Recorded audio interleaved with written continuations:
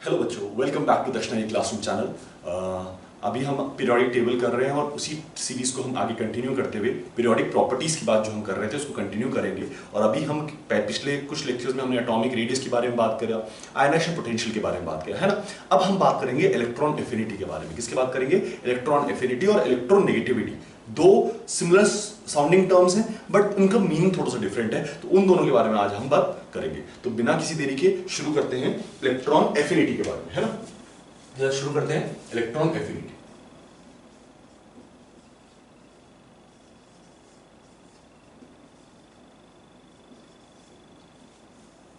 Electron affinity है ना। क्या है इलेक्ट्रॉन एफिनिटी? सिंपल टर्म्स में समझिए तो आपके पास एक एटम है, ठीक है, आपके पास एक एटम है,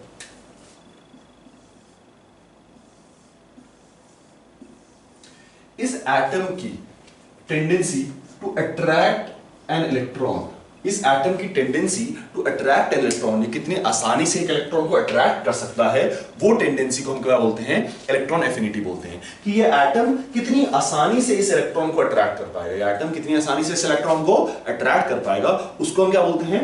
इलेक्ट्रॉन एफिनिटी। ठीक है, तो tendency of an atom to attract an electron is known as electron affinity. अब इसमें खास बात यह है कि इसमें आपको ये चीज ध्यान रखनी है कि जो एटम होगा, ये जो एटम होगा ये आइसोलेटेड गैसेस एटम होगा। अगेन वही बात जो हमने इलेक्ट्रॉन आयनाइजेशन पोटेंशियल में करी, ठीक है, आइसोलेटेड गैसियस एटम, ठीक है ना। जो एटम होगा कैसा एटम होगा? Isolated gases atom. So a tendency of an isolated gases atom to attract an electron is known as electron affinity. क्या मैं बोल रहा हूं कि अगर मेरे पास एक आइसोलेटेड गैसेस एटम पड़ा है, उसकी tendency to attract an electron is known as, उसकी एबिलिटी या उसकी capability to attract an electron is known as electron affinity, is known as electron affinity. ठीक है, यहां पर इलेक्ट्रॉन एफिनिटी जब हम बात करते हैं तो यहां पर इलेक्ट्रॉन एफिनिटी के साथ एक और टर्म को यूज किया जाता है। वो टर्म क्या है? Electron gain enthalpy. ठीक है, वो टर्म क्या है? Electron gain enthalpy. ठीक है, वो टर्म है electron gain enthalpy, represented by delta. ठीक है, इस तरह से इसको रिप्रेजेंट करेंगे, है ना। रिप्रेजेंटेशन हमारे लिए जरूरी नहीं है, डेल्टा एच ई जी आप पढ़ेंगे जब आप थर्मोडायनेमिक्स में आ जाएंगे। तो मैं बस आपको एक चीज समझाना चाह रहा हूं, उसका मतलब क्या है वो चीज को समझिए। जब हम एक प्रोसेस करते हैं, आप इसको इस तरह से कंसीडर कीजिए कि आपके पास ए है, ए ने एक इलेक्ट्रॉन गेन किया, ठीक है, और वो ए माइनस बनाया, ठीक है ना। ए ने इलेक्ट्रॉन गेन किया, वो ए माइनस बनाया, है ना। तो ए ने इलेक्ट्रॉन गेन किया, ए माइनस बनाया। इस प्रोसेस में जो एनर्जी चेंज होगा, इनिशियली एक एनर्जी स्टेट रही होगी, बाद में एक एनर्जी रही होगी, ठीक है। तो जो एनर्जी चेंज होगा that is represented by delta easy, that is represented by delta H easy. ठीक है, तो इस प्रोसेस में जो भी एनर्जी चेंज हुआ है that is represented by delta H easy. ठीक है, दैट इज सिंपल। ठीक है, अब इलेक्ट्रॉन गेन एंथैल्पी का मतलब क्या है? इलेक्ट्रॉन गेन एंथैल्पी का मतलब क्या है कि the amount of energy gained or released, the amount of energy gained or released when an electron is gained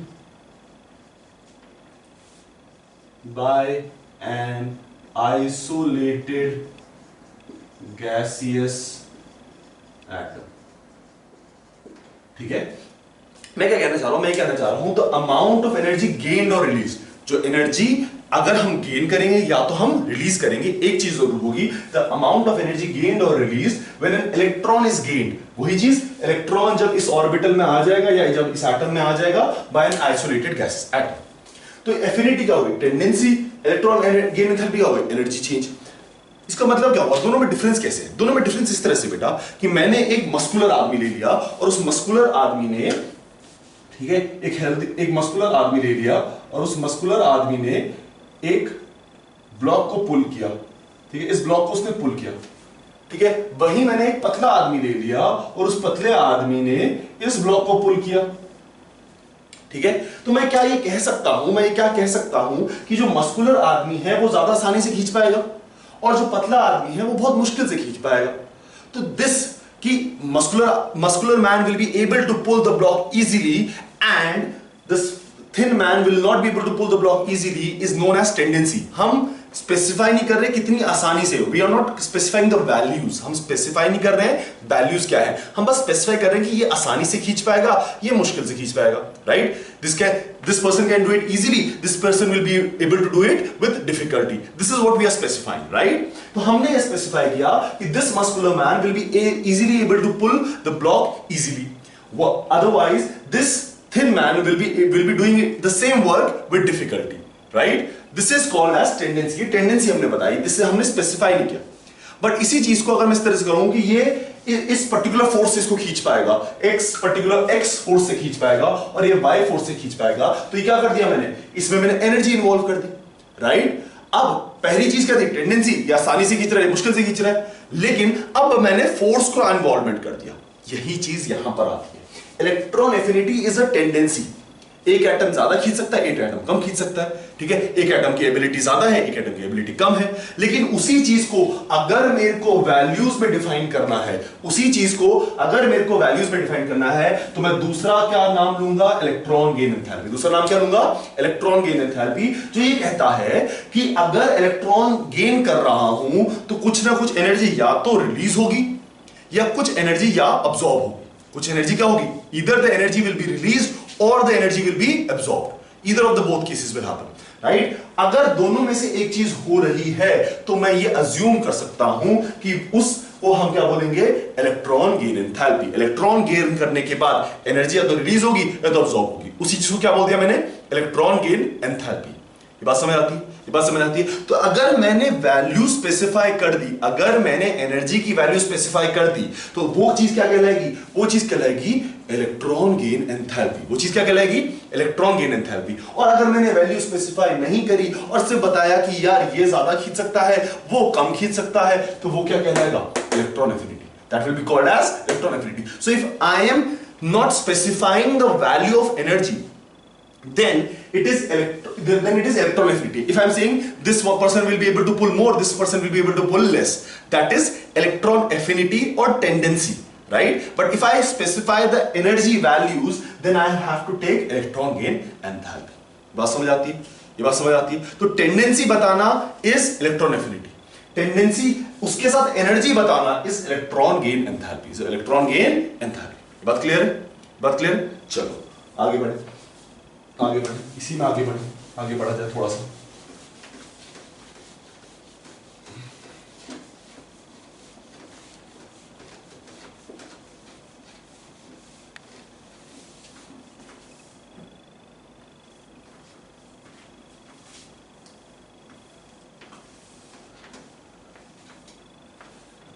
ठीक है, चलो अब ये बात होगी हमारी आपकी इलेक्ट्रॉन एफिनिटी और इलेक्ट्रॉन गेन एंथैल्पी को हम डिफरेंशिएट कैसे करते हैं, हम किस तरह से देखते हैं कि दोनों अलग अलग चीजें है ना. इलेक्ट्रॉन एफिनिटी को कैसे बताया मैंने बेटा, इलेक्ट्रॉन एफिनिटी को मैंने बताया कि electron affinity is just a tendency.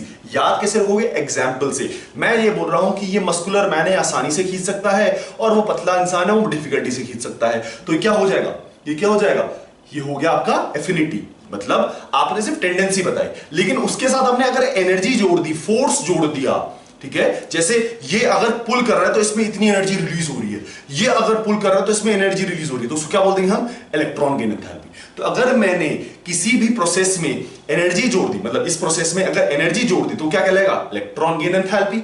अगर एनर्जी नहीं जोड़ी तो क्या कहलाएगा, इलेक्ट्रॉन एफिनिटी. वो क्या कहलाएगा, इलेक्ट्रॉन एफिनिटी. ठीक है, अब इसकी पीरियोडिसिटी की बात करते हैं. तो इन द पीरियड देखते हैं कि कैसे वेरी करता है ना. इन द पीरियड कैसे वेरी करता है, इन द पीरियड, ठीक है ना.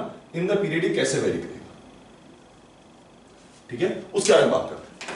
हम इधर देखिए सबके सब बोर्ड कैसे वेरी करेगा इन द पीरियड, वो देखिए क्वेश्चन. देखो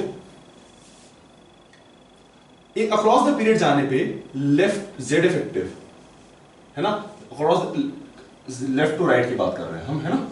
अक्रॉस द पीरियड जाने पे जेड इफेक्टिव बढ़ता है. कैसे बढ़ता है, आपको ये पता है कि आप जब लिथियम से फ्लोरीन की तरफ जाते हो तो नंबर ऑफ प्रोटॉन्स क्या होता है बेटा, नंबर ऑफ प्रोटॉन्स क्या होता है, बढ़ता है, और नंबर ऑफ प्रोटॉन्स क्या है, जेड इफेक्टिव। तो जैसे जैसे नंबर ऑफ प्रोटॉन्स बढ़ रहा है जेड इफेक्टिव बढ़ रहा है। जेड इफेक्टिव बढ़ेगा तो इलेक्ट्रॉन एफिनिटी क्या हो जाएगी, इलेक्ट्रॉन को अट्रैक्ट करने की एबिलिटी क्या हो जाएगी, इंक्रीज। इलेक्ट्रॉन को अट्रैक्ट करने की एबिलिटी क्या हो जाएगी, इंक्रीज। जेड इफेक्टिव बढ़ा तो इलेक्ट्रॉन को अट्रैक्ट करने की एबिलिटी इंक्रीज। वहीं पर अगर मैं बात करूं, ये देखो, अगर मैं बात करूं, आपके पास आ जाता है कार्बन, नाइट्रोजन, ऑक्सीजन, फ्लोरीन, और मैं आपसे पूछूं कि किसका ज्यादा होगा और किसका कम होगा, कैसे आप स्पेसिफाई करोगे? आप बोलोगे सर अक्रॉस द पीरियड जा रहा है तो बेसिकली क्या होना चाहिए, फ्लोरीन का ज्यादा होना चाहिए, नाइट्रोजन का उसके बाद, और उसके बाद सबसे कम कार्बन का। आप बोलोगे ये सर ट्रेंड होना चाहिए क्योंकि Z effective across the period बढ़ रहा है, तो जितना ज्यादा जेड इफेक्टिव उतना ही आसानी से वो इलेक्ट्रॉन को एक्सट्रैक्ट करता है, राइट? ये आपके दिमाग में बात आएगी। लेकिन अब यहीं पर एक डिफरेंट सा सिचुएशन आ जाती है। सिचुएशन क्या आती है उसको समझने की कोशिश करते हैं। अब जब नाइट्रोजन को देखते हैं बेटा, तो नाइट्रोजन के पास अगर आप देखें तो उसकी इलेक्ट्रॉनिक कॉन्फ़िगरेशन है 1s2 2s2 2p3, right? This is the electronic configuration of nitrogen, and if you see it is a stable electronic configuration. It is a stable electronic configuration. Stable electronic configuration. अब अगर मैं अपनी original state में stable हूं, अगर मैं अपनी original state में स्टेबल हूं, तो क्या मैं इलेक्ट्रॉन को गेन करना चाहूंगा?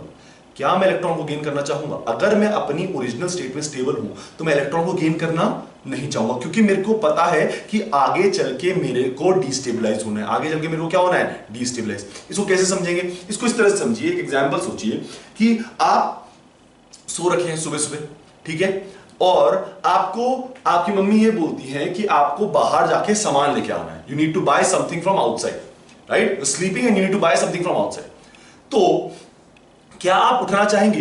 बिल्कुल नहीं। क्यों? क्योंकि आपको ये पता है कि आप बाहर जाके क्या हो रहे हैं, डिस्टेबलाइज हो रहे हैं। बाहर जाके क्या हो रहे हैं, आपको उठना पड़ेगा, नींद से उठना पड़ेगा, बहुत सारी चीजें करनी पड़ेंगी, फिर बाहर जाके सामान लेके आना पड़ेगा, तो आपकी नींद खराब हो रही है। अगर आप नींद को प्यार करते हैं, जो कि चीज गलत है, बट फिर भी हम इस तरह से मान लेते हैं, क्योंकि नींद हमारी खराब हो रही है, हम डिस्टेबलाइज हो रहे हैं, हम वो काम को नहीं करना चाहेंगे, है ना? वो काम को हम बिल्कुल नहीं करना चाहेंगे। वही चीज केस नाइट्रोजन के साथ है।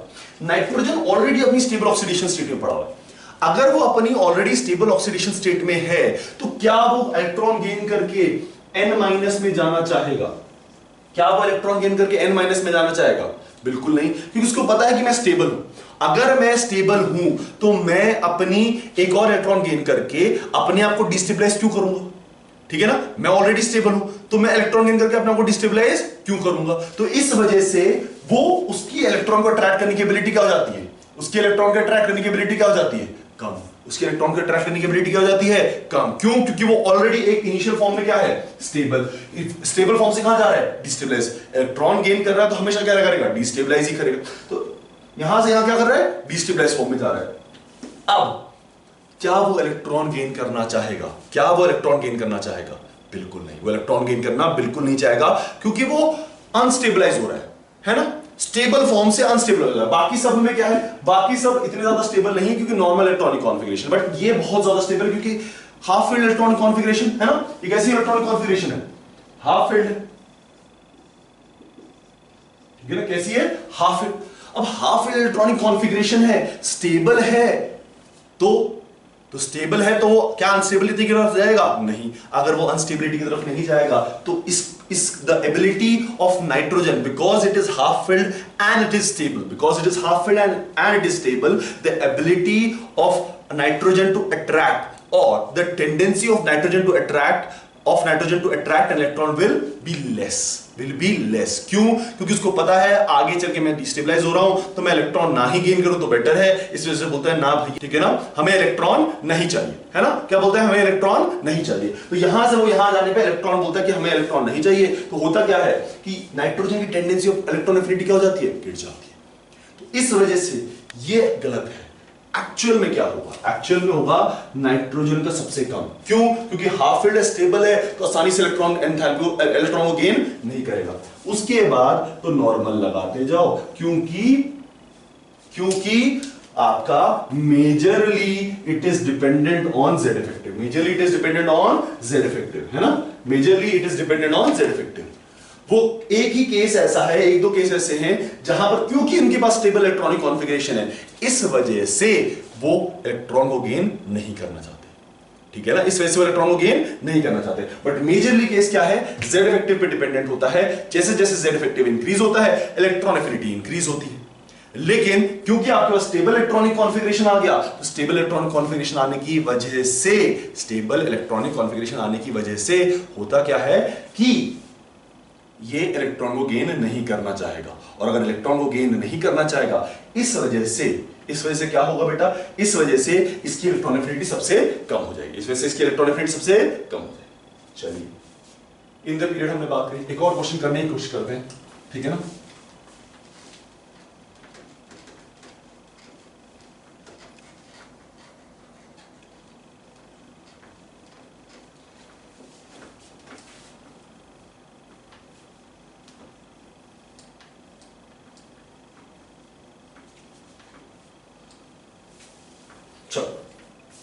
ठीक है, यहां पर हमने एक क्वेश्चन देखा और उस क्वेश्चन में हमने देखा कि इलेक्ट्रॉन, उसकी जो स्टेबल इलेक्ट्रॉनिक कॉन्फ़िगरेशन है उसकी वजह से उसकी इलेक्ट्रॉन एफिनिटी कम होगी।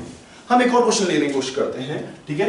मैंने लिया बेरिलियम, मैंने लिया नाइट्रोजन, मैंने लिया नियोन, और मैं पूछ रहा हूं कि इनके इलेक्ट्रॉनिक कॉन्फ़िगरेशन पे आप थोड़ा सा प्रकाश डालें, बताएं how the electronic affinity and how the electronic configuration will vary. ठीक है, जब मैं बेरिलियम की बात करता हूं तो बेरिलियम की इलेक्ट्रॉनिक कॉन्फ़िगरेशन है 1s2 2s2, right.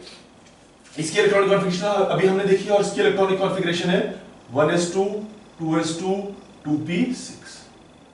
This is the electronic configuration. अगर आप ध्यान से देखें तो ये हो गया हाफ फिल्ड, ये हो गया हाफ फिल्ड, ये हो गया फुली फिल्ड, और ये हो गया इनर्ट गैस कॉन्फ़िगरेशन।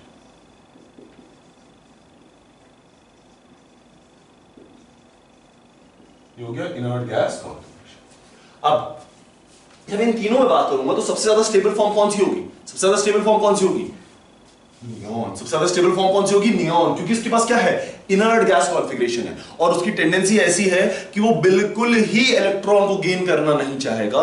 क्यों? क्योंकि वो बहुत ही ज्यादा स्टेबल है, क्योंकि वो बहुत ही ज्यादा स्टेबल है। ठीक है, फॉर एग्जाम्पल अगर आप बैठ के मूवी देख रहे हो और आपको ये बोल दिया जाए कि बाहर जाके एक सामान ले आओ, तो क्या आप बहुत जल्दी उठ के जाओगे?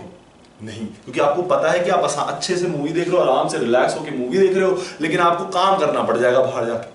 तो वही स्टेट नियॉन की है। नियॉन बोल रहा है यार मैं बहुत अच्छा खासा स्टेबल हूं, क्यों मैं बाहर जाके काम करूं, ठीक है ना, क्यों मैं एक्स्ट्रा इलेक्ट्रॉन लेके अपने को डिस्टेबलाइज करूं। ठीक है, तो नियॉन क्या बोलता है कि क्योंकि मैं बहुत ज्यादा स्टेबल हूं तो मैं इलेक्ट्रॉन को गेन करना नहीं चाहूंगा, और अगर इलेक्ट्रॉन को गेन करना नहीं चाहूंगा तो मेरी इलेक्ट्रॉन एफिनिटी क्या होगी, सबसे कम। मेरी इलेक्ट्रॉन एफिनिटी क्या होगी, सबसे कम, तो नियॉन की सबसे कम होगी। अब आती है fully filled and half filled.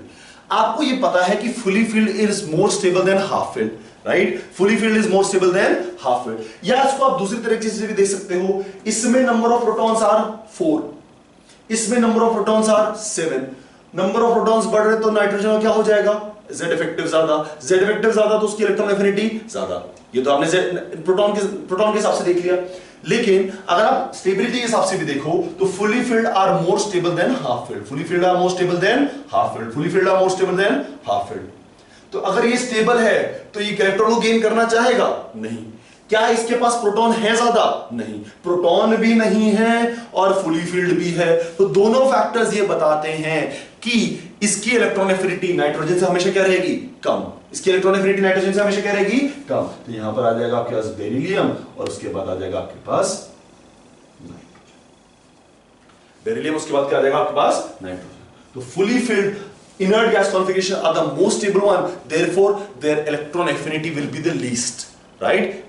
Inert gas configuration are the most stable one, therefore their electron affinity will be the least, and out of these two fully filled one is more stable and therefore it will have less electron affinity than nitrogen। बात समझ आती है, ये बात समझ आती है, ठीक है। तो ये बात हो गई हमारी इसकी इलेक्ट्रॉन एफिनिटी की, कैसे कैसे electron affinity depending upon Z effective कैसे वेरी करती है और डिपेंडिंग अपॉन आपकी इलेक्ट्रॉनिक कॉन्फ़िगरेशन कैसे वेरी करती है। तो इन चीजों का आपको ख्याल रखना है जब आप इलेक्ट्रॉन एफिनिटी को निकाल रहे हो, ठीक है ना। अच्छा चलिए सिर्फ एक टर्म की बात करेंगे अब नेक्स्ट हम लोग, उसको बोलते हैं हम successive electron affinity, successive electron affinity, ठीक है ना। देखिए टर्म की बात करेंगे सक्सेसिव इलेक्ट्रॉन एफिनिटी, ठीक है।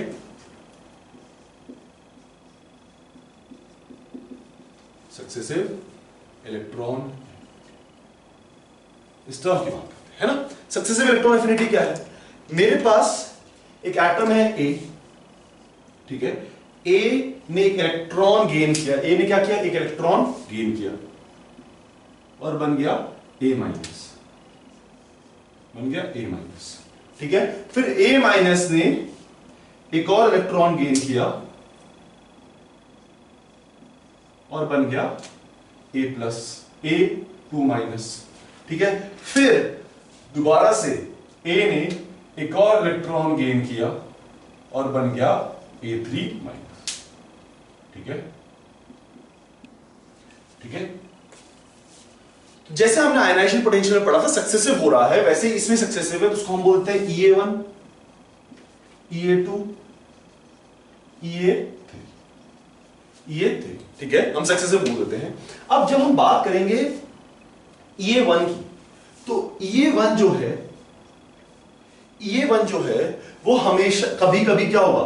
कभी एक्सोथर्मिक होगा, एनर्जी रिलीज होगी, और कभी एंडोथर्मिक होगा, एनर्जी एब्जॉर्ब होगी, है ना, एनर्जी रिक्वायर्ड होगी। इसके बारे में बात करेंगे। लेकिन EA2, EA3 या इसके बाद आने वाले जितने भी हैं वो सारे के सारे एंडोथर्मिक होंगे, वो सारे के सारे क्या होंगे? एंडोथर्मिक होंगे। तो EA1 के बारे में थोड़ा सा हम बाद में बात करते हैं, पहले EA2 और EA3 के बारे में बताते हैं ऐसा क्यों हो। अब इस चीज को समझिए कि आपके पास A है और A पे नेगेटिव चार्ज है ना, नेगेटिव चार्ज, ठीक है। EA2 के लिए देख लेते हैं, नेगेटिव चार्ज है, और इसमें मैं एक इलेक्ट्रॉन को लाने की कोशिश कर रहा हूं। इसमें मैं किसको लाने की कोशिश कर रहा हूं? एक इलेक्ट्रॉन को। तो इस पे भी नेगेटिव चार्ज, इस पे भी नेगेटिव चार्ज, तो दोनों में क्या होगा? रिपल्शन। दोनों में क्या होगा? रिपल्शन। और अगर दोनों में रिपल्शन होगा बेटा, तो क्या वो इलेक्ट्रॉन इस सिस्टम में आना चाहेगा? नहीं। क्या वो इलेक्ट्रॉन इस सिस्टम में आना चाहेगा? नहीं। अगर वो इस सिस्टम में इलेक्ट्रॉन नहीं आएगा तो आपको जबरदस्ती उस सिस्टम में डालना पड़ेगा, डालना पड़ेगा या नहीं डालना पड़ेगा? जबरदस्ती वो काम करवाना पड़ेगा। और अगर आप जबरदस्ती किसी चीज में काम करवा रहे हो तो you are putting an external force, and that external force means external energy, and external energy means this system will become, this process will become endothermic, this process will become endothermic, this process will become endothermic। Consider कीजिए, आप आराम से TV देख रहे हैं, आप TV देखते देखते आराम से मूवी देख रहे हैं और आपको पढ़ाई करनी है, आपके घर वाले बोल रहे हैं, आपके पेरेंट्स बोल रहे हैं कि आप पढ़ाई कीजिए, लेकिन आप आराम से मूवी देख रहे हैं।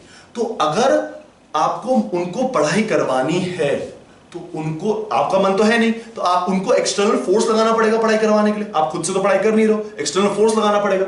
और जब वो एक्सटर्नल फोर्स लगाएंगे तो डंडा, लाठी, बाकी चीजें लेके आएंगे। तो वो जो एक्सटर्नल फोर्स लग रहा है, विच मींस उनको अपनी एनर्जी खर्च करनी पड़ रही है आपको पढ़ाने के लिए। जब वो एनर्जी खर्च करनी पड़े आपको पढ़ाने के लिए, तो उस एनर्जी, उस प्रोसेस को क्या बोल देंगे हम? एंडोथर्मिक। लेकिन अगर आप खुद से डेडिकेटेड होके पढ़ने लग जाओ, अगर आप खुद से डेडिकेटेड होके पढ़ने लग जाओ, तो क्या उनको एनर्जी लगानी पड़ेगी? नहीं। आप खुद से एनर्जी लगा रहे हो, ठीक है, तो वो रिलैक्स रहेंगे, वो स्टेबल रहेंगे। उस प्रोसेस को हम क्या बोलते हैं? एक्सोथर्मिक। जहां पर मेरे को एक्सटर्नल एनर्जी ना लगानी पड़े, वो प्रोसेस क्या है? या एनर्जी रिलीज हो रही हो, एक्सटर्नल एनर्जी नहीं लग रही और एनर्जी रिलीज हो रही है, तो वो प्रोसेस क्या है? एक्सोथर्मिक। और जहां पर एक्सटर्नल एनर्जी लग रही है, वो प्रोसेस क्या है? एंडोथर्मिक। अब कंसीडर करो, इन दोनों चीजों के बीच में रिपल्शन है। जैसे आपके और पढ़ाई के बीच में रिपल्शन है कि नहीं? तो आपके और पढ़ाई के बीच में रिपल्शन है। अगर पेरेंट्स को आपको पढ़ाई करवानी है तो आपको जबरदस्ती डंडे वंडे मार मार के पढ़ाना बैठाना पड़ेगा। वही चीज इसमें है कि इन दोनों के बीच में रिपल्शन है। अगर इस इलेक्ट्रॉन को मेरे को इस सिस्टम में लाना है, रिपल्शन क्यों है? क्योंकि इस पे भी नेगेटिव चार्ज, इस पे भी नेगेटिव चार्ज।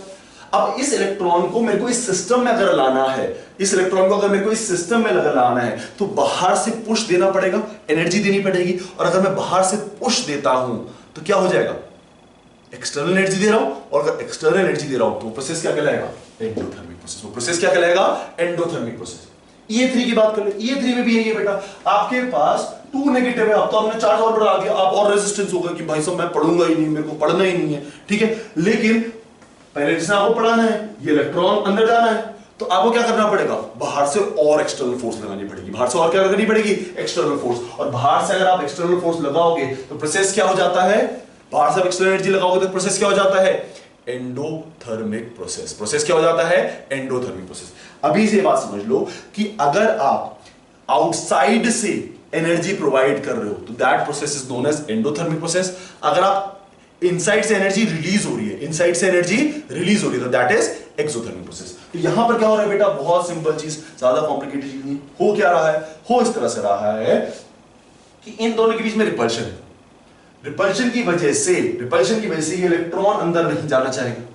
जब ये इलेक्ट्रॉन अंदर नहीं जाना चाहेगा तो होता यह है कि आपको जबरदस्ती इलेक्ट्रॉन को अंदर भेजना है, और जब आप इस जबरदस्ती इलेक्ट्रॉन को अंदर भेजना चाह रहे हो तो आपको एक्सटर्नल फोर्स लगानी है, और अगर आपको एक्सटर्नल फोर्स लगानी है which means the process becomes endothermic. तो हम ये बोल देते हैं कि EA2 एंड EA3, EA1 के अलावा जितने भी बाकी सारे हैं वो हमेशा क्या रहेंगे, एंडोथर्मिक, क्योंकि आप ऑलरेडी जो एटम है उसके पास नेगेटिव चार्ज है, इलेक्ट्रॉन के पास नेगेटिव चार्ज है, तो उनमें रिपल्शन है, इस वजह से वो इलेक्ट्रॉन नहीं जाएगा, तो बाहर से फोर्स लगाना पड़ेगा तभी वो इलेक्ट्रॉन जाए। ये बात समझ आती है, ठीक है। तो EA2 and EA3 are always endothermic, ये बात आपको क्लियर है। अब बात करते हैं EA1 की कि एक्सोथर्मिक और एंडोथर्मिक कब होगा, ठीक है। देखो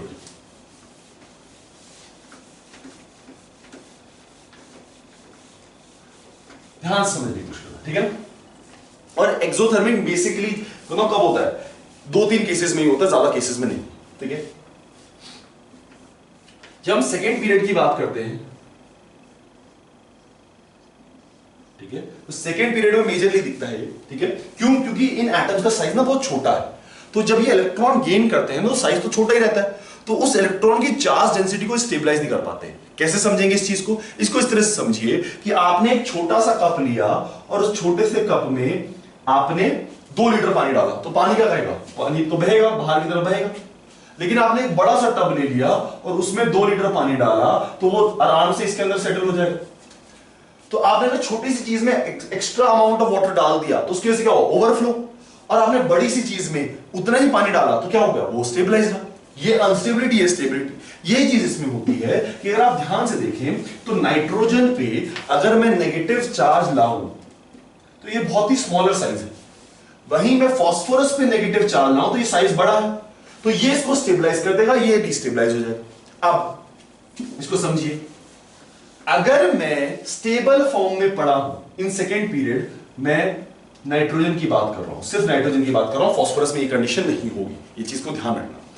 अगर मैं स्टेबल फॉर्म में पढ़ा हुआ हूं, जो मेरी इलेक्ट्रॉनिक कॉन्फ़िगरेशन है, और मेरे को आप भेज रहे हो N- में, जहां जाके मेरे को पता है कि मैं बहुत ही ज्यादा डिस्टेबलाइज हो जाऊंगा। क्यों, क्योंकि मेरा साइज छोटा, इलेक्ट्रॉन डेंसिटी ज्यादा, मैं इतना नहीं संभाल पाऊंगा। अगर मैं आपको 10th क्लास में बीटेक का पढ़ा दूं तो क्या आप संभाल पाएंगे, नहीं। वही कंडीशन इसकी है, छोटा सा बच्चा है, छोटा सा बालक है, इसको आपने क्या दे दिया, electron density they the.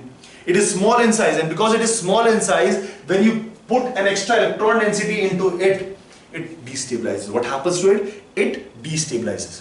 So, first thing, it is going from a stable electronic configuration to an unstable electronic configuration. पहली बात समझ आती है।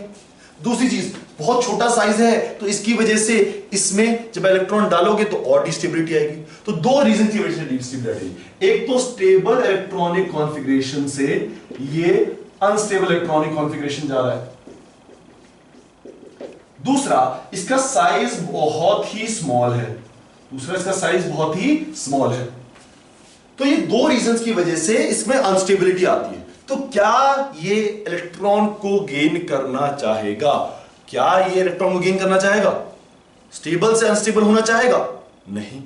अगर ये स्टेबल से अनस्टेबल नहीं होना चाहेगा, विच मींस जब मैं नाइट्रोजन को देखूंगा और इसमें इलेक्ट्रॉन डालूंगा तो मेरे को जबरदस्ती इसमें इलेक्ट्रॉन डालना पड़ेगा, है ना, जबरदस्ती इसमें इलेक्ट्रॉन डालना पड़ेगा कि नहीं पड़ेगा? क्यों? क्योंकि ये तो स्टेबल है, इसको पता है आगे चल के मैं डिस्टेबलाइज हो रहा हूं, तो मैं क्यों इलेक्ट्रॉन को गेन करूं? तो इलेक्ट्रॉन को गेन करने की टेंडेंसी वैसे ही कम है, तो इलेक्ट्रॉन को गेन करना नहीं चाहेगा, और अगर इलेक्ट्रॉन को गेन करना नहीं चाहेगा तो आपको जबरदस्ती इलेक्ट्रॉन को डालना पड़ेगा, और अगर आप जबरदस्ती इलेक्ट्रॉन को डालते हो then this process becomes endothermic, ठीक है, then this process becomes endothermic. right? What I'm trying to say here is that nitrogen is destabilizing in two ways. First, it is going from a stable electronic configuration to an unstable electronic configuration, right? And second, the size is very small. So when you talk about nitrogen when it goes from N to N minus, it is destabilizing. So it will have the least tendency to gain electron because it knows that when it goes from nitrogen to a nitrogen minus, it destabilizes. Right? And when it knows it is going from nitrogen to nitrogen minus and it is destabilizing, it means it will not, the tendency to gain electron will be the least. Which means you'll have to apply an external force. You'll have to apply an external force so that this electron goes into the system. And when you are applying an external force, the process becomes endothermic. The process becomes endothermic. So for specifically for nitrogen, for inert gases, because inert gases always have a more better electronic configuration, for inert gases it is always endothermic. And when you talk about half filled, then for nitrogen it is endothermic. For beryllium, it is endothermic. So for these two, it is endothermic. That these are a part of second period elements because of the smaller size, right? So these are endothermic, and for inert gases, it is always endothermic. So for inert gases, it will remain endothermic. It will remain endothermic. For nitrogen, it remains endothermic, and for beryllium also it remains endothermic. ठीक है? तो ये बात होगी आपकी endothermic की। अब exothermic कब होगा? एक्सोथर्मिक कब होगा? देखिए, हमने अभी तक क्या बात करी कि एंडोथर्मिक कब होगा। हमें ये पता चला कि E1 E2 एंडोथर्मिक है ना? E2 E3 sorry E2 E3 are endothermic. क्यों? क्योंकि उसमें ऑलरेडी एटम के पास नेगेटिव चार्ज है, और नेगेटिव चार्ज है तो वो इलेक्ट्रॉन को रिपेल करेगा, और रिपेल करेगा तो इसकी वजह से क्या होगा बेटा, वो इलेक्ट्रॉन, हमें जबरदस्ती इलेक्ट्रॉन डालना पड़ेगा, और जबरदस्ती इलेक्ट्रॉन किसी चीज के साथ करो तो हम एनर्जी अप्लाई कर रहे हैं, और अगर एनर्जी अप्लाई कर रहे हैं तो प्रोसेस क्या हो जाएगा, एंडोथर्मिक। नाइट्रोजन के साथ भी देखा कि स्टेबल इलेक्ट्रॉनिक कॉन्फ़िगरेशन है, इलेक्ट्रॉन को गेन करना नहीं चाहेगा, इस वजह से it becomes endothermic. Now we'll talk about something that is why it is why sometimes it is exothermic. ठीक है? You have an atom. You have an atom, right? It is attracting an electron. ठीक है? You study in atomic structure. ये चीज आप वैसे specifically atomic structure में पढ़ते हो कि हम एटम के बाहर जो एनर्जी होती है हम उसको जीरो मानते हैं, और फिर एटम के अंदर जाते जाते हम उसको माइनस में कंसीडर करते जाते हैं, और सबसे मोस्ट एनर्जी होती है, सबसे लीस्ट एनर्जी होती है सेंटर पे, मतलब इधर जो सबसे फर्स्ट शेल होता है, फर्स्ट शेल होता है। ठीक है? बट इस आपने एटॉमिक स्ट्रक्चर तो अभी तक पढ़ा नहीं, तो एटॉमिक स्ट्रक्चर ना समझते हैं हम थोड़ा सा डिफरेंटली इसको समझते हैं। हम इसको इस तरह समझते हैं कि जब आप क्रिकेट खेल रहे होते हो तो आपके अंदर बहुत एनर्जी होती है, राइट? क्रिकेट खेल रहे हो तो आपके अंदर क्या होती है, बहुत एनर्जी होती है। ठीक है? लेकिन जैसे ही आपको घर पे बुला दिया जाता है और आपको पढ़ने के लिए बैठा दिया जाता है, तो आप एक जगह पे, तो जब एनर्जी होती है तो आप बहुत जगह घूम रहे हो, लेकिन जब आपको पढ़ने के लिए बैठा दिया जाएगा तो आप एक जगह पे बैठ जाओगे, स्टेबल हो जाओगे। ठीक है? आपके अंदर क्या आ गई, स्टेबिलिटी। और आप इसको इस तरह से कंसीडर करो कि अगर आप बाहर खेल रहे हो तो आपके अंदर बहुत एनर्जी है, लेकिन जब आप बैठ गए तो आपकी एनर्जी क्या हो गई, कम हो गई, आप स्टेबल हो गए। तो आपने इस प्रोसेस में क्या किया, खेलने के बाद आप जब पढ़ने बैठे तो एनर्जी क्या हो गई, रिलीज। ठीक है ना? एनर्जी क्या हो गई, रिलीज। आप सिस्टम में बाहर पे हो, आप खेल रहे हो, और जब खेल रहे हो बेटा तो आपके अंदर बहुत ज्यादा एनर्जी है। जैसे ही आप घर पे आके बैठ के पढ़ने लग गए तो आप स्टेबल हो गए, आप एक जगह बैठ गए, आप ज्यादा मूव नहीं कर रहे, और आपने उस प्रोसेस में एनर्जी रिलीज करी। क्यों? क्योंकि उस समय तो जब आप खेल रहे हो तो बहुत एनर्जी रहती है, लेकिन जब पढ़ रहे थे तो उतनी एनर्जी नहीं रही। तो वो जो प्रोसेस था उसमें एनर्जी क्या हुई, रिलीज हुई। एनर्जी क्या हुई, रिलीज हुई। और इसी प्रोसेस को क्या बोलते हैं हम, एक्सोथर्मिक प्रोसेस। इसी प्रोसेस को क्या बोलते हैं हम, एक्सोथर्मिक प्रोसेस। और यही इलेक्ट्रॉन के साथ मन कर, इलेक्ट्रॉन का मन है खेलने का, बोल रहा है यार मेरे को क्रिकेट खेलना है, मेरे को बाकी चीजें खेलनी है, मेरे को इधर जाना है, इधर जाना है, इधर जाना है। न्यूक्लियस ने बोला, न्यूक्लियस इज द पेरेंट, तो न्यूक्लियस ने बोला कि नहीं, ऐसा नहीं करना, हम इलेक्ट्रॉन आओ और यहां पर बैठ जाओ चुपचाप।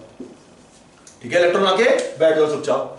जब इलेक्ट्रॉन अंदर की तरफ आया तो उसकी मूवमेंट क्या हो गई, कम हो गई। उसकी मूवमेंट कम हो गई तो वो स्टेबल हो गया, स्टेबल हो गया तो एनर्जी क्या हो गई, रिलीज हो गई। एनर्जी क्या हो गई, रिलीज। तो इस तरह से याद रखना कि जब न्यूक्लियस को अट्रैक्ट कर रहा है, न्यूक्लियस को अट्रैक्ट कर रहा है तो इलेक्ट्रॉन सिस्टम के अंदर आ रहा है। जब इलेक्ट्रॉन सिस्टम के अंदर आ रहा है तो स्टेबल हो जा रहा है। जब स्टेबल हो जा रहा है तो एनर्जी क्या हो रही है, release.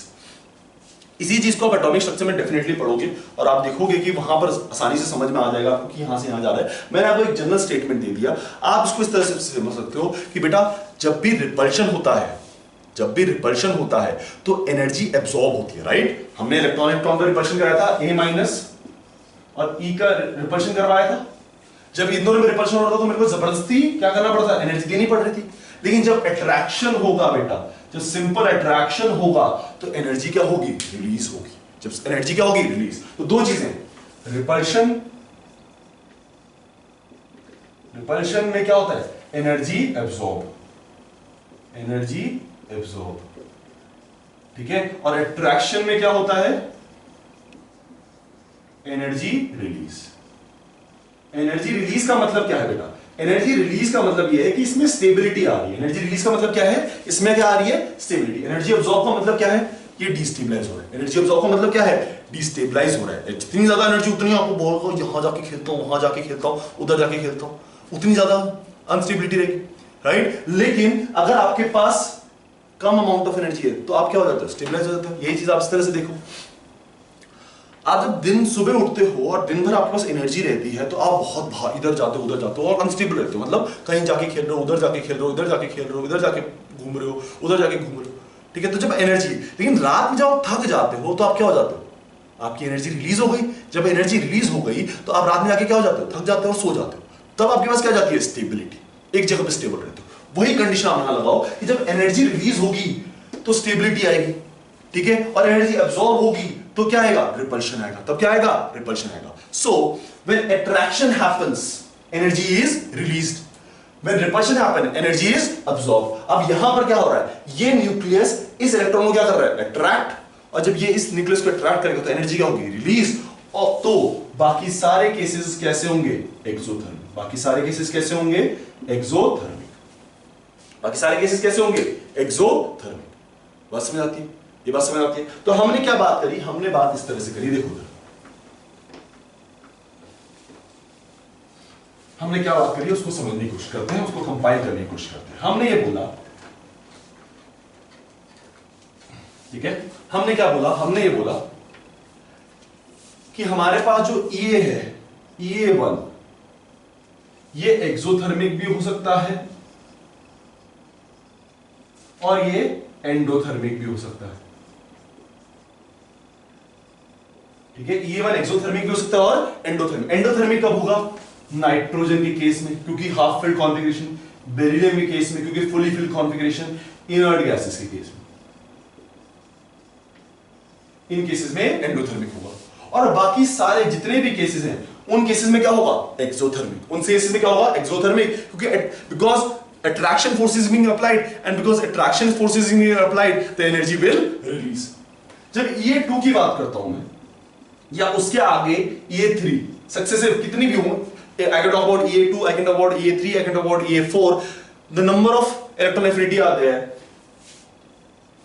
simple as it is, what will happen, the process will be endothermic always, the process will be endothermic always, right? So for first electron affinity it can be exothermic and endothermic.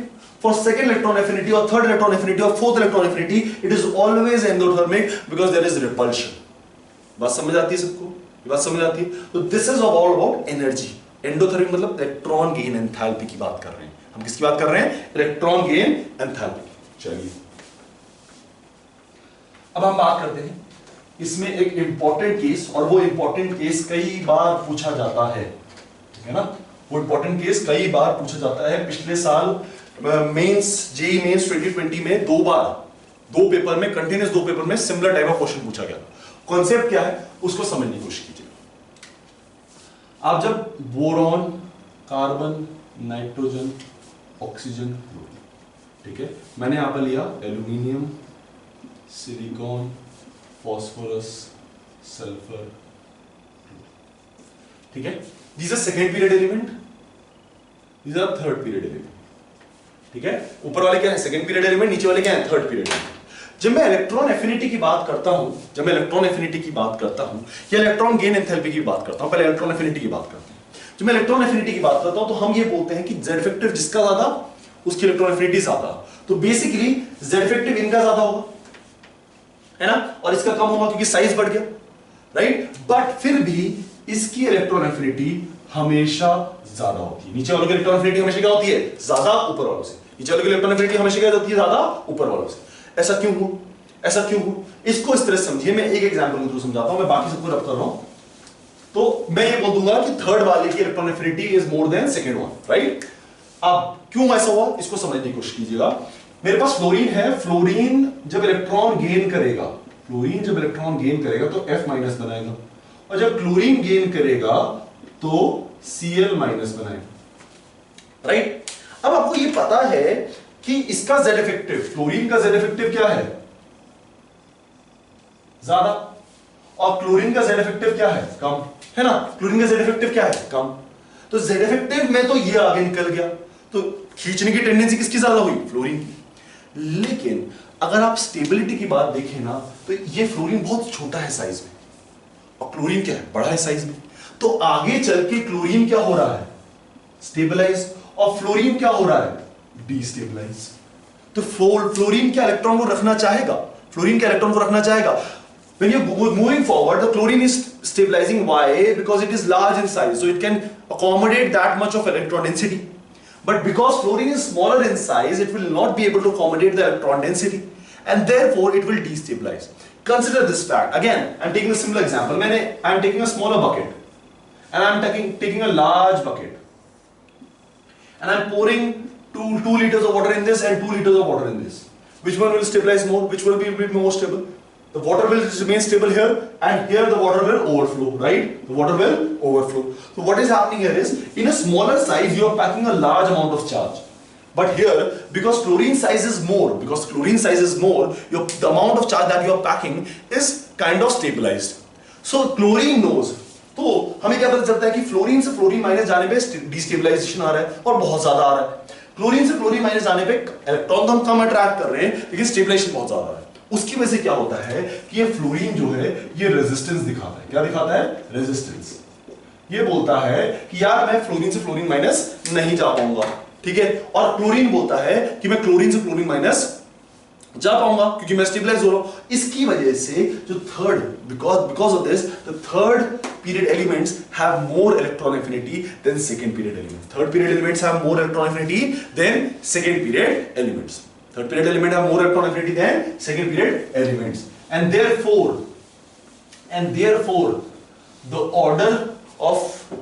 order will be something like this: chlorine, fluorine, bromine, iodine. Next, sulfur, selenium, tellurium, oxygen, and next is phosphorus, nitrogen,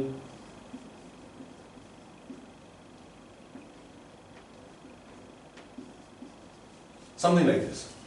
This will be the trend of electron affinity, right? Trend of electron affinity.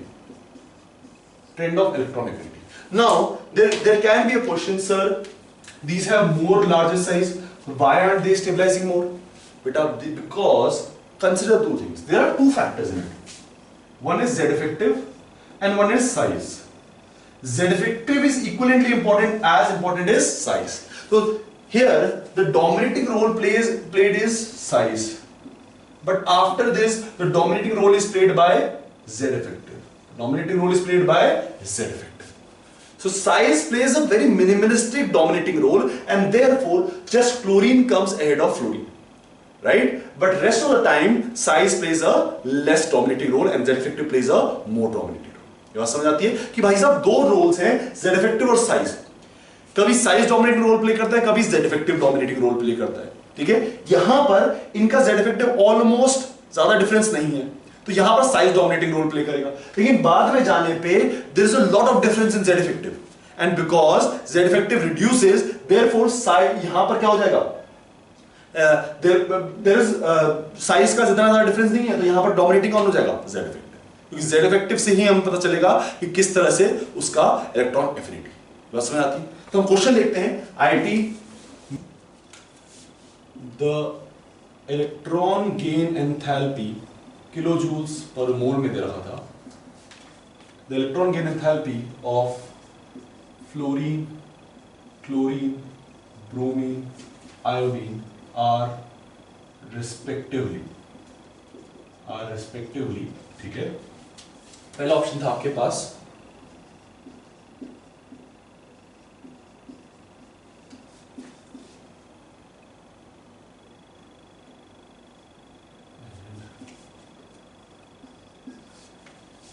Second option था आपके पास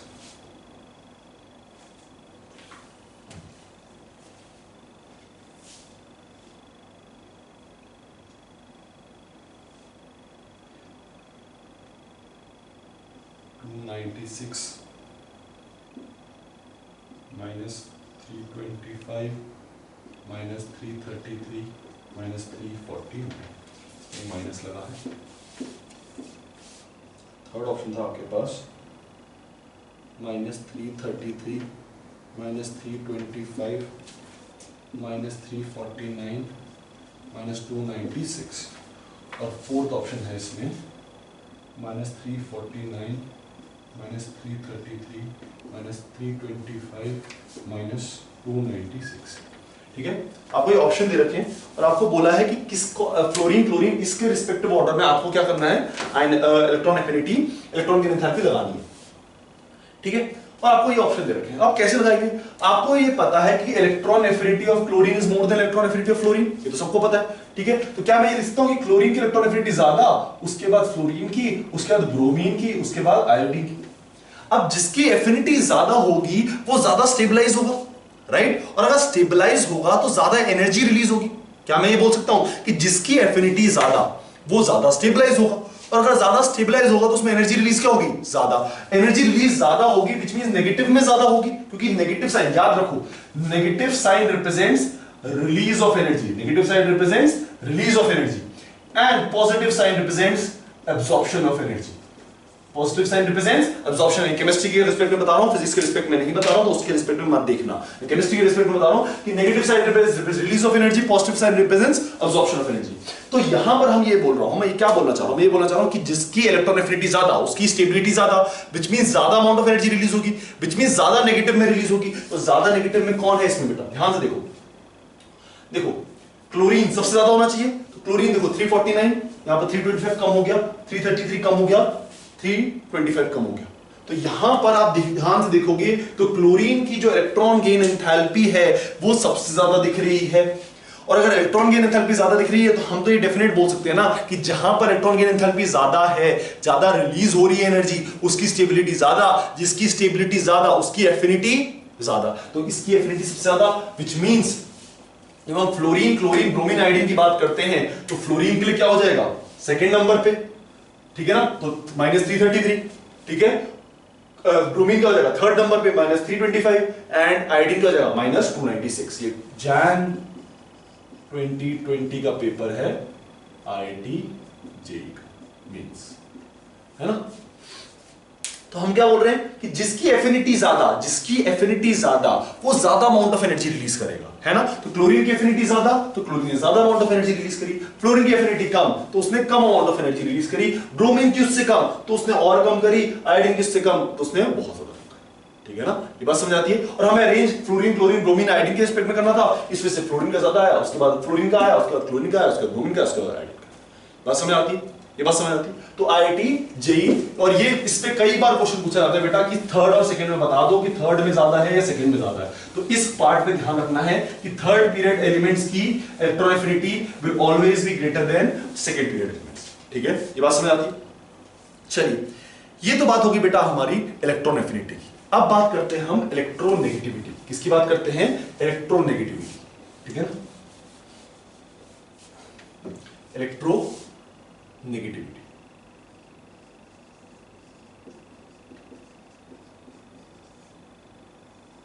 हम बात करें electronegativity, है ना। Electronegativity में क्या होता है, इलेक्ट्रोनेगेटिविटी में बेसिकली सिंपल सा फंडा बेटा कि आपके पास A एक एटम है, B एक एटम है, दूसरे में इलेक्ट्रॉन, बीच में इलेक्ट्रॉन है, बॉन्ड के बीच में क्या है, इलेक्ट्रॉन। अब इस शेयर्ड पेयर ऑफ इलेक्ट्रॉन्स को अट्रैक्ट करने की tendency, shared pair of electrons, है ना, इस शेयर्ड पेयर ऑफ इलेक्ट्रॉन्स को अट्रैक्ट करने की टेंडेंसी को क्या बोलते हैं हम? इलेक्ट्रोनेगेटिविटी। इस शेयर्ड पेयर ऑफ इलेक्ट्रॉन्स को अट्रैक्ट करने की टेंडेंसी को बोलते हैं हम इलेक्ट्रोनेगेटिविटी। इलेक्ट्रॉन एफिनिटी में क्या था कि एक आइसोलेटेड गैसेस एटम था, वो इलेक्ट्रॉन को अट्रैक्ट कर रहा था, ठीक है, इलेक्ट्रॉन को गेन कर रहा था।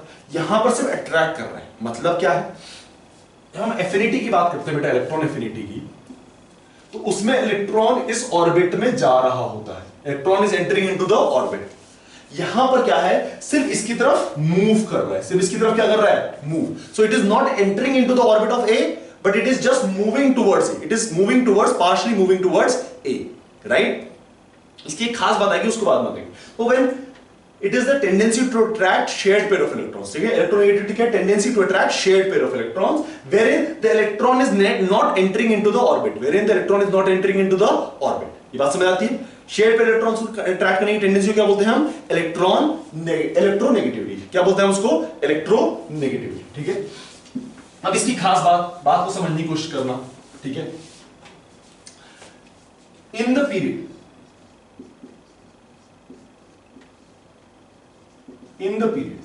right from left to right, z effective क्या कर रहा है बेटा, z effective क्या कर रहा है, z effective इंक्रीज कर रहा है, z effective इंक्रीज कर रहा है तो इलेक्ट्रॉन को अट्रैक्ट करेगी टेंडेंसी, तो इलेक्ट्रोनेगेटिविटी क्या करेगी, इंक्रीज। तो क्या हम इसमें नाइट्रोजन, वही वाले केस बात करेंगे, नाइट्रोजन ऑक्सीजन फ्लोरीन, जहां पर हम नाइट्रोजन को पीछे कर देते हैं? नहीं, यहां पर हम उसकी बात नहीं करेंगे। क्यों? why we will not talk about this and why we will not say that nitrogen will come behind, because इसमें यही टेंडेंसी रहेगी कि नाइट्रोजन कार्बन का सबसे कम, नाइट्रोजन का उसके बाद, ऑक्सीजन का उसके बाद और फ्लोरीन का सबसे ज्यादा। क्यों ऐसा हो रहा है, क्यों ऐसा मैं बोल रहा हूं, क्यों ऐसा रहेगा? याद रखो बेटा इस चीज को कि इसमें इलेक्ट्रॉन एंटर नहीं कर रहा था, electron is not entering into the orbit, which means it is not disturbing the electronic configuration. हमारा पहला रीजन क्या था कि हमारे पास स्टेबल इलेक्ट्रॉनिक कॉन्फ़िगरेशन है और वो स्टेबल इलेक्ट्रॉनिक कॉन्फ़िगरेशन डिस्टर्ब हो रही है क्योंकि इलेक्ट्रॉन एंटर कर रहा है। इलेक्ट्रॉन एफिनिटी में हमने ये बात करी थी, because the electron was entering into the orbit, therefore the electronic configuration was being disturbed, and this is what we talked about in electron affinity. But in this case it is just being attracted, it is not entering into the nitrogen, and because it is not entering into the nitrogen, it is not disturbing its electronic configuration. मैं क्या बोलना चाह रहा हूं बेटा, मैं ये बोलना चाह रहा हूं कि इलेक्ट्रोनेगेटिविटी में इलेक्ट्रॉन नाइट्रोजन में या एटम में नहीं आता। अगर वो एटम के अंदर नहीं आ रहा तो नाइट्रोजन की इलेक्ट्रॉनिक कॉन्फ़िगरेशन नहीं बिगड़ रही, एंड अगर नाइट्रोजन की इलेक्ट्रॉनिक कॉन्फ़िगरेशन नहीं बिगड़ रही तो वो सिर्फ किस पे डिपेंड करेगा, Z इफेक्टिव पे, because it is not destabilising nitrogen, because it is not destabilising nitrogen. तो जो इलेक्ट्रॉन नेगेटिविटी है, it is just dependent on Z effective, it is just dependent on Z effective, and it is a relative term. कैसा term है ये? Relative term, कि हम एक की वैल्यू स्पेसिफाई कर देते हैं और उसके बेसिस पे हम बाकी सारी वैल्यूज निकालते हैं। हम एक की वैल्यू स्पेसिफाई कर देते हैं, उसके बेसिस पे क्या निकालते हैं, हम बाकी सारी वैल्यूज हम निकालते हैं, ठीक है। तो it is a relative term. कैसा टर्म है? रिलेटिव टर्म, ठीक है। इलेक्ट्रॉन नेगेटिविटी निकालने के बहुत सारे फॉर्मूलेज हैं, ठीक है। फॉर्मूलेज हम देख लेते हैं, क्या फॉर्मूलेज है, ठीक है।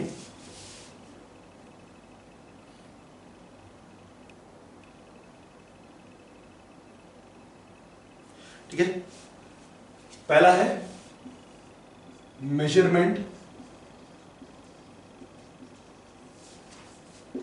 Through polling scale, through polling scale,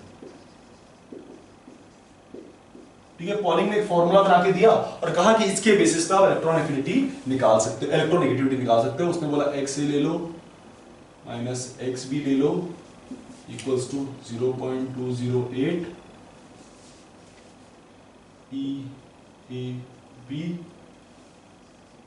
E A A minus E B into E, ठीक है। ये उसने फॉर्मूला दिया जहां x A and x B represent electronegativity of A, electronegativity of A, and ये रिप्रेजेंट करता है electronegativity of B। This is the formula given by Pauling, ठीक है। E A B represents bond energy of A B bond. तो आपको ये चीज समझ आ गई होगी, ये दोनों क्या रिप्रेजेंट करेंगे, bond energy of A bond and bond energy of B B bond. This was the formula given. You need to put the values of electron affinity, what are the values given, and then you can easily find out the electron affinity or electronegativity of a particular atom, ठीक है। This was Pauling scale. Next was Mulliken scale. Mulliken also gave measurement through Mulliken scale. तो Mulliken ने एक scale दिया, वो scale क्या था?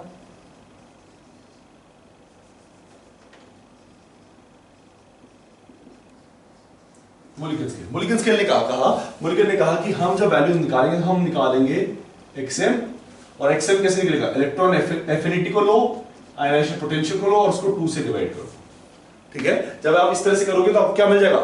Mulliken scale मिल जाएगा, ठीक है। और Mulliken स्केल और पॉलिंग स्केल में रिलेशन कैसा है? Pauling equals to x Mulliken बाय 0.22.8. This is the relation between Mulliken and Pauling. This is the relationship between Mulliken and Pauling.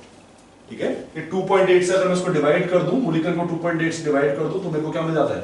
Pauling scale मिल जाता है। मेरे को क्या मिल जाता है? Pauling स्केल, ठीक है। तो ये आपका मेजरमेंट हो गया किसका? Through Mulliken scale and Pauling scale आपको मेजरमेंट मिल जाता है ना। चलिए, अच्छा, इसमें एक खास बात याद रखिएगा, और वो मतलब वैल्यूज आपको याद रखने की जरूरत नहीं है। एक बार आप पीरियोडिक टेबल में वैल्यूज देख सकते हैं, बट वैल्यूज याद रखनी नहीं है, ठीक है। फ्लोरीन की जब आप बात करते हैं तो फ्लोरीन की मैक्सिमम है 4 इलेक्ट्रोनेगेटिविटी। मैक्सिमम कितनी है? 4 इलेक्ट्रोनेगेटिविटी। हम नाइट्रोजन के केस में बात नहीं करते, ओ सॉरी इनर्ट गैस के केस में बात नहीं करते, क्योंकि उसमें क्या हो रही है, उसमें इनर्ट गैसेस तो यूजुअली बॉन्ड नहीं बनाते, तो वहां पर हम इलेक्ट्रोनेगेटिविटी की बात नहीं करते। फ्लोरीन की 4 है, सो फ्लोरीन इसकी 3 है, ठीक है। यहां पर अगर हम ऑक्सीजन पर तो रिड्यूस होगी, क्योंकि जेड इफेक्टिव रिड्यूस हो रहा है, नीचे भी ज्यादा समय जेड इफेक्टिव रिड्यूस होता है, इधर भी जेड इफेक्टिव रिड्यूस होता है, तो इसकी होती है 3.5, नाइट्रोजन की ऑलमोस्ट 3 अगेन, ठीक है। उसके बाद कार्बन की 2.5, तो इस तरह से इधर 0.5 में वेरी करती है, इधर 1 में वेरी करती है। आपको ये 4-5 की याद है तो काफी है, आपको सारी चीजें याद रखने की जरूरत है नहीं। रिलेटिव टर्म है, फ्लोरीन की जेड इफेक्टिव सबसे ज्यादा, इस वजह से फ्लोरीन की हमने सबसे ज्यादा ले ली, और उसके बेसिस पे हमने सारी निकाल दी। फ्लोरीन ऑक्सीजन की निकाल दी 3.5, नाइट्रोजन की निकाल दी 3, कार्बन 2.5, ऐसी क्लोरीन की भी हमने 3 निकाल दी। बात समझ आती है? ये बात समझ आती है, ठीक है। This is electronegativity. इलेक्ट्रोनेगेटिविटी और इलेक्ट्रोनेफिनिटी में याद रखना बेटा डिफरेंस क्या है। इलेक्ट्रोनेगेटिविटी इज ऑल अबाउट जो आपके पास शेयर्ड पेयर ऑफ इलेक्ट्रॉन्स है उसको अट्रैक्ट करने की एबिलिटी, तो वो इलेक्ट्रॉन ऑर्बिट में एंटर नहीं कर रहा। जबकि इलेक्ट्रोनेफिनिटी में क्या है, ऑर्बिट में इलेक्ट्रॉन एंटर कर रहा है, तो यहां पर इलेक्ट्रॉनिक कॉन्फिगरेशन डिटरमाइनिंग फैक्टर हो जाती है, और यहां पर इलेक्ट्रॉनिक कॉन्फिगरेशन कोई ज्यादा फर्क नहीं पड़ता, ठीक है। तो this is all about electron affinity and electronegativity. Hope आपको समझ आया होगा। इससे रिलेटेड जितने भी क्वेश्चंस आपको मिल रहे हैं उनको जरूर सॉल्व कीजिएगा, ठीक है। आपको मदद मिलेगी इस कॉन्सेप्ट को समझने में, ठीक है। एंड तब तक आपसे नेक्स्ट लेक्चर के लिए मिलेंगे आपको next time. Till then bye bye.